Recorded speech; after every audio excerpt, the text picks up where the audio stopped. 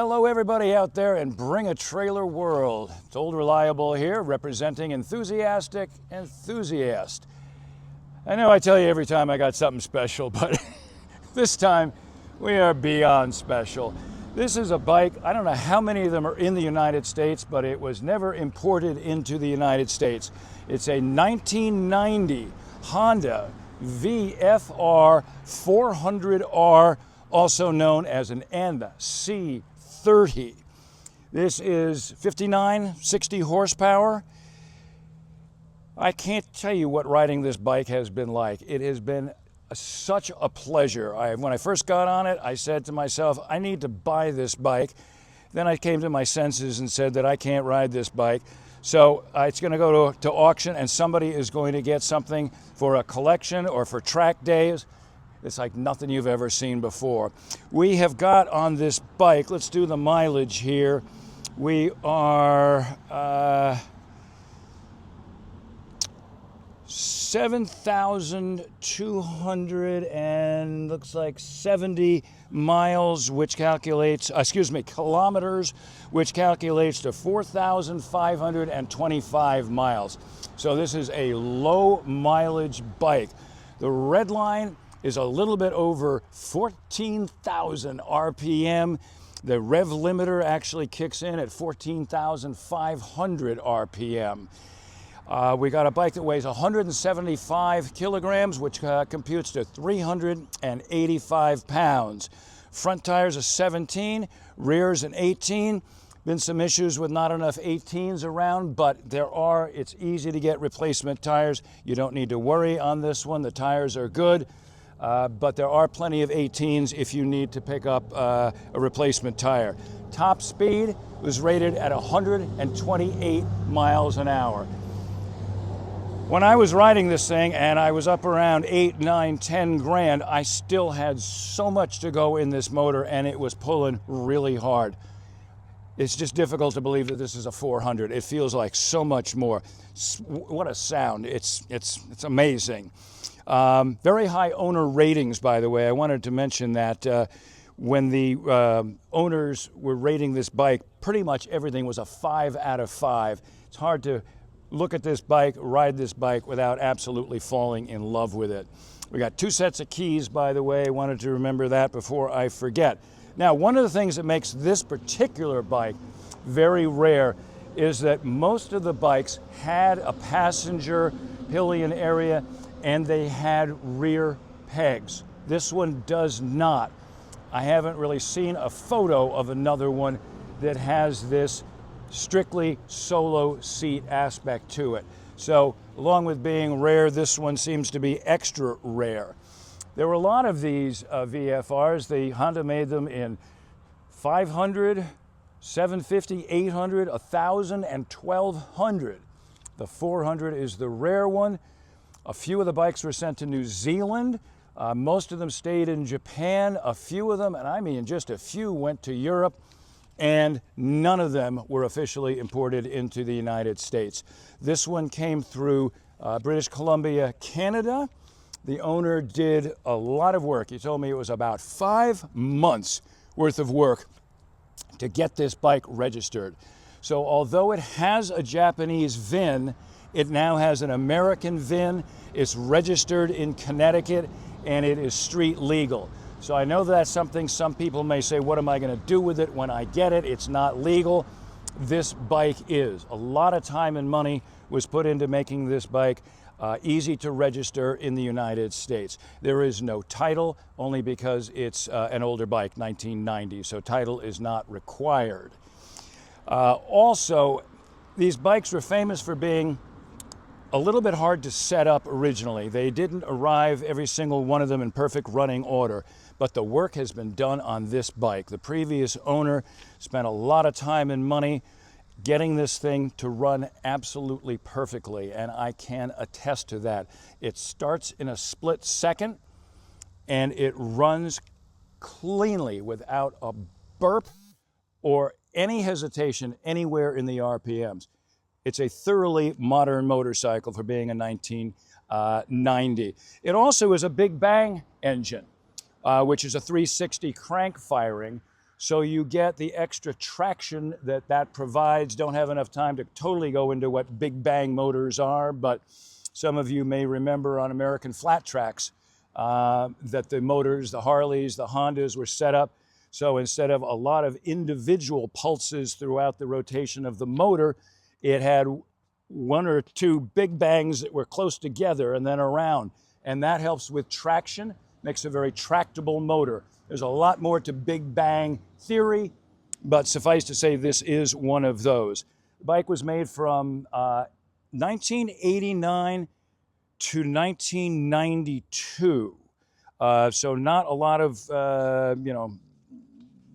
time for these, and I say they didn't really come to America at all.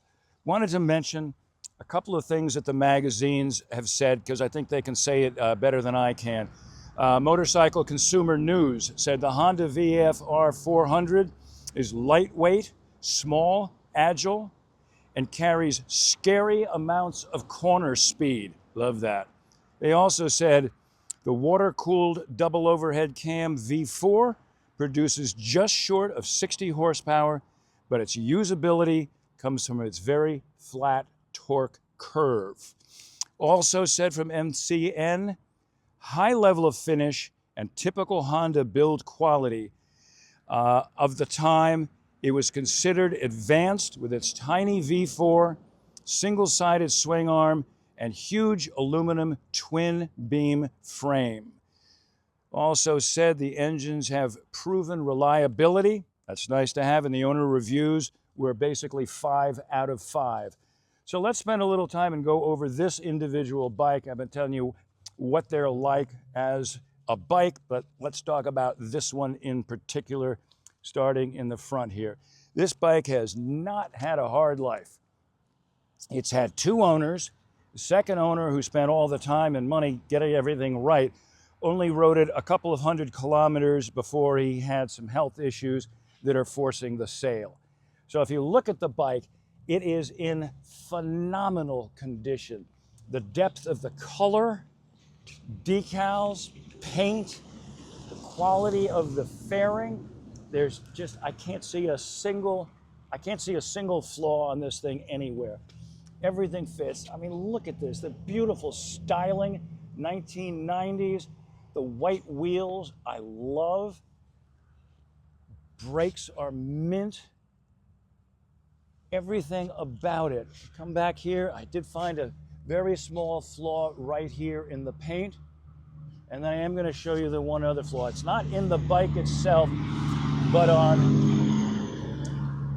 this little protector here. There's a little chip there. So in other words, it's not a flaw with the bike or the paint or the body. It's in this piece here. But because it was part of the history of the bike from British Columbia, it was decided to leave it on there. It's certainly your choice. It could be removed.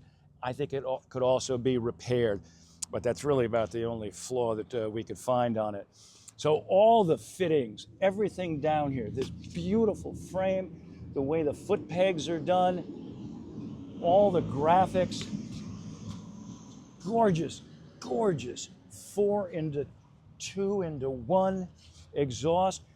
The exhaust for this year was moved to the left side so that one side of the bike would have nothing in the way of that gorgeous wheel. You could see it clearly. Some of the earlier ones had it on the right side, and so you never had a good shot. But if you've got a single-sided swing arm like that, you might as well have that perfect view of it.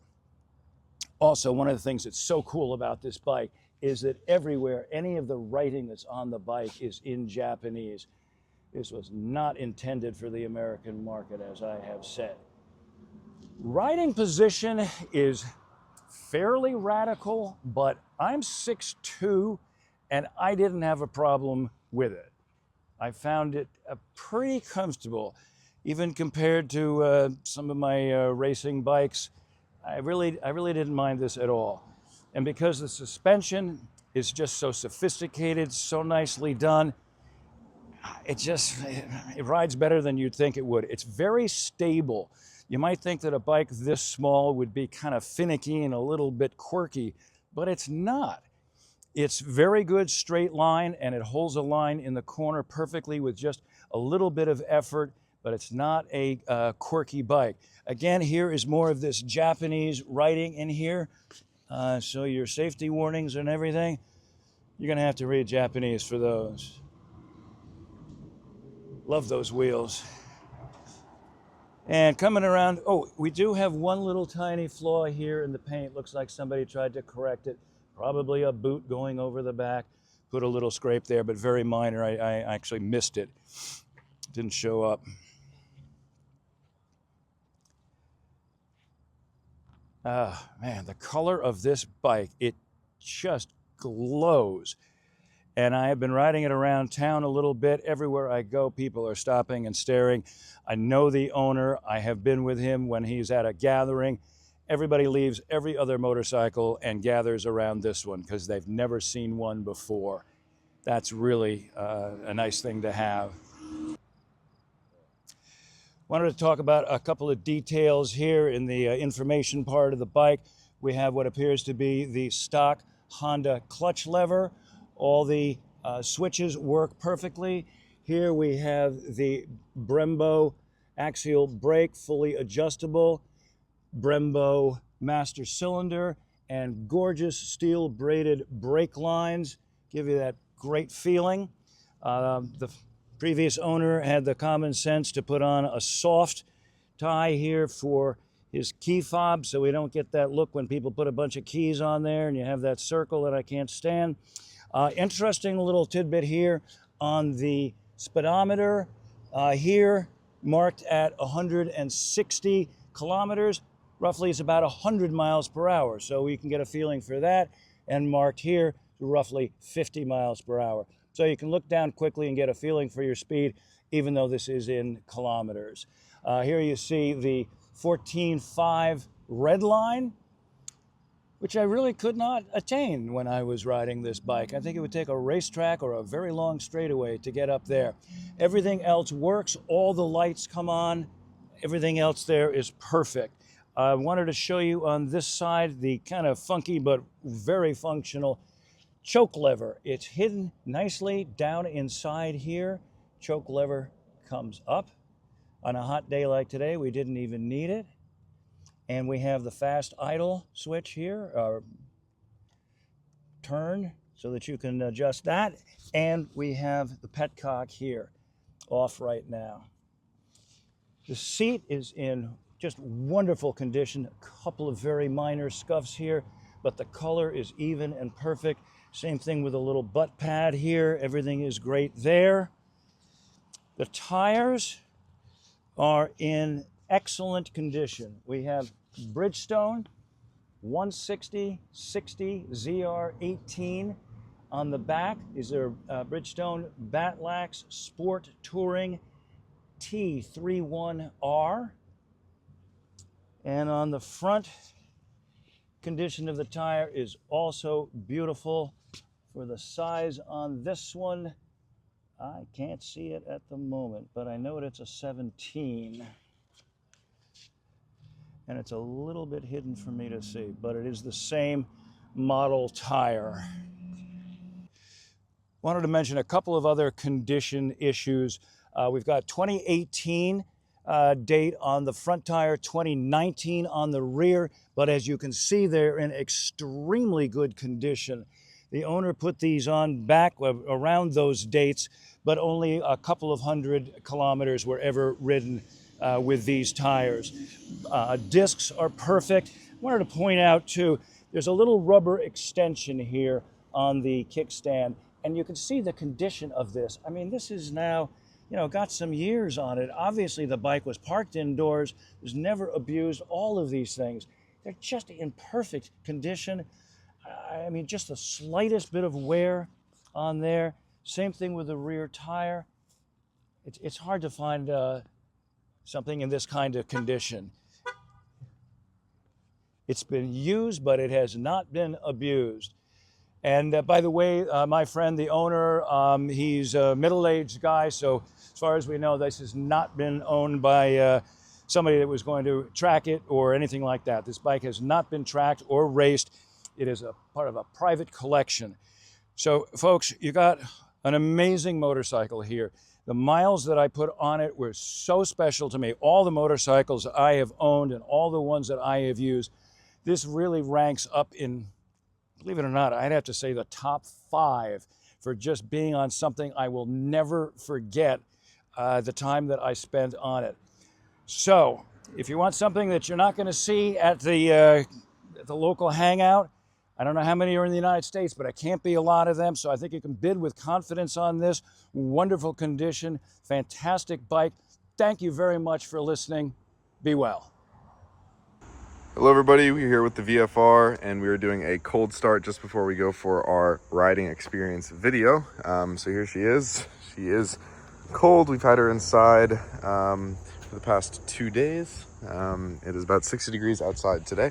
So I'm gonna show you guys, take my hand, put it on the exhaust, nice and cold. So the procedure I like to follow for this bike is we have our choke down here. There's no safety switch for the stand, so it can be down to start and run. I like to open it just about here. It's not so cold. The bike will actually start with choke fully closed, but I'll open up just a little bit and go to the on position.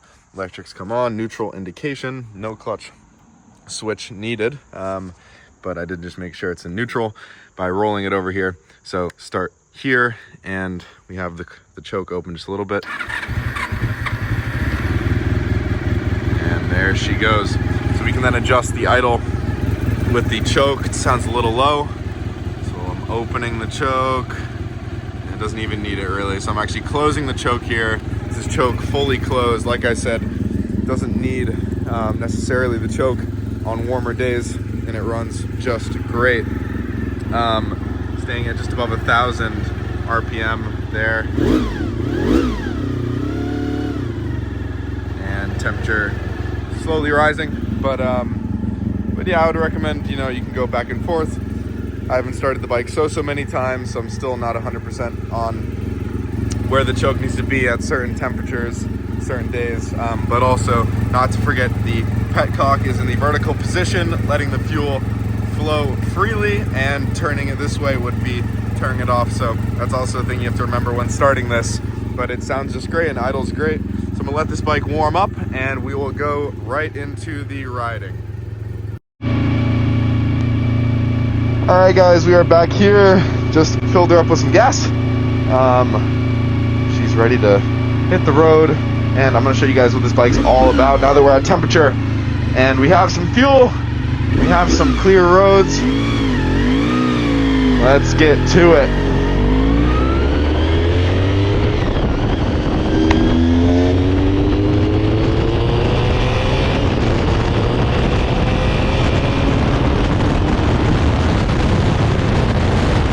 Oh, smooth through the arm. Oh, man, that just feels great. And get some lean in there. It likes to go over. Oh, this is just awesome.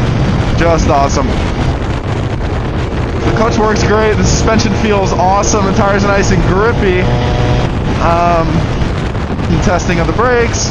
On some good pressure. Oh, yeah. Okay. So all the controls feel very good. And not the most difficult in the world to ride either. It's quite user-friendly. Run through the signals. We got right signal, left signal, and that's on the left side. You control that. And shut off. The indication does work down there. So that's all good. Our oil indication's off.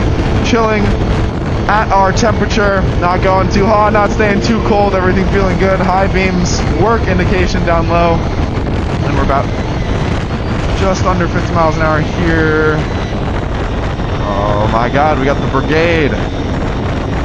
They started creeping because they knew my signal was working. Oh, that is just... So really kicks up at 8,000 RPM through 9,000 and keeps going all the way to 14.5 thousand RPM. Just love it, and it just sounds awesome. More like a 600 of the era. I wouldn't necessarily say it feels at all like a 400, maybe because the Big Bang motor, something along the lines of that. but man, it has the power, and it has a good amount of torque as well. Just keep it down low. And the revs, nice engine braking.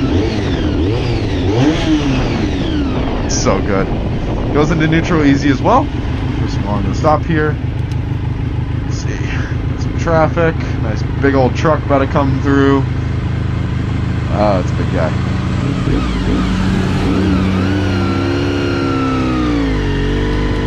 Yeah, this bike is just awesome. I don't have many notes other than, like I said, I'm a bigger guy, so it's a little hard sometimes when you get pushed up on the tank. If you're, above 6 foot, you might find a little bit of uncomfortability with that. But other than that, everything feels great.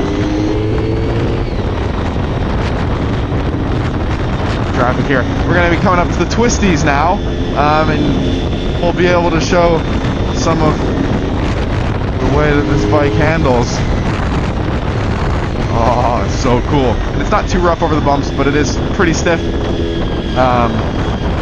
Designed for performance and racing. What are you doing here, pal? Yeah. And it's not too, choppy. Slower speeds.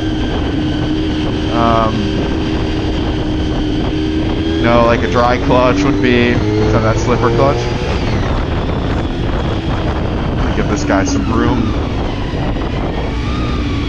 so we can do some spirited riding. Yeah, it idles nice after being ridden pretty well.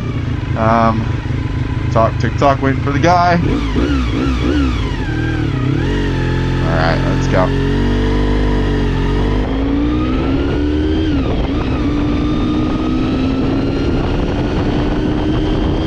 And it's an ease to get into all the gears. And if I just want to cruise, I can do so.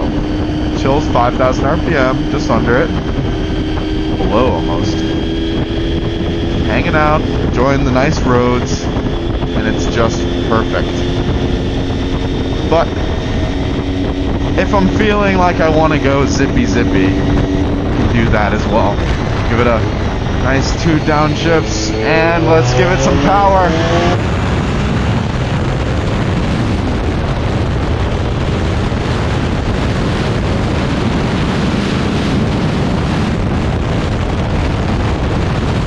Nice, another downshift to go onto the brakes, load that front suspension. Just hanging out in the 8,000 RPMs. It feels great. Let's get in nice and over, and we found our friend again over here. Alright, that's a good example on what this bike can really do. I mean, the turn-in is just smooth. The bike stays planted. You can really get it over all the way. And I love these, I believe it's Honda Racing Spec pegs instead of the foldable one.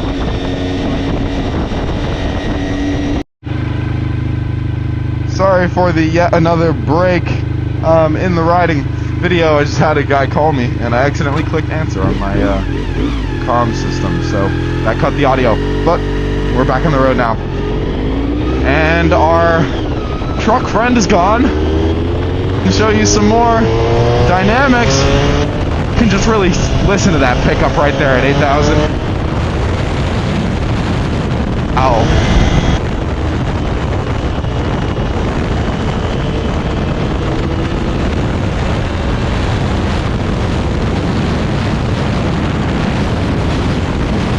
Oh, it's so cool. Wow, look at this guy passing. That's insane. All sorts of things happening. But I'm still loving this day on this VFR. So cool. 400 feels like a 600. It's from Japan. It rides amazing. It sounds amazing. And who doesn't love 8,000 RPM? Some good suspension dynamics. I mean, this thing rides awesome. The braking power is all there. And the style points are through the roof. And we made it back all in one piece. The bike's still running great. So it's been through and through proven. This bike is a rider and in beautiful condition, fully functional, and so much fun.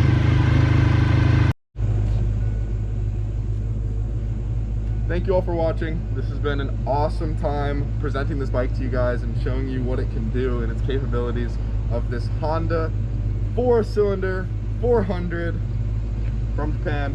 Everyone loves Japan. I mean, look at this thing. It's awesome. It's looking at me. It's very cute. It's very attractive, so to say.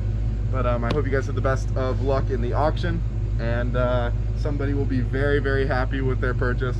So best of biddings, best of luck, and see you guys at the finale. Ciao.